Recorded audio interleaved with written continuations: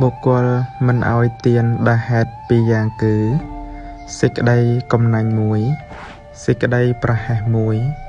បុគ្គលអ្នកចេះដឹងកាលប្រាថ្នានៅបុណ្យរមែងឲ្យទានបុគ្គលក៏បីបន្តបងនៅសេចក្តីកំណាញ់ចេញក៏បីគ្របសង្កត់នៅមន្ទិលគឺសេចក្តីកំណាញ់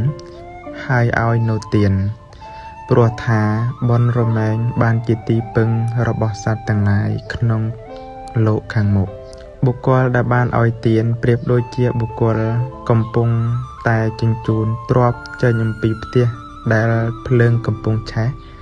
ទានដែលបុគ្គលឲ្យហើយរមែងមានផលជាសោកអ្នកមិនកំណាញ់មានលក្ខណៈ5យ៉ាង1ត្រេកអរក្នុងការលះបង់2លះបង់ហើយមិនស្ដាយ3មានដៃដែលលៀងទុរងចាំឲ្យ4ជាអ្នកគួរដល់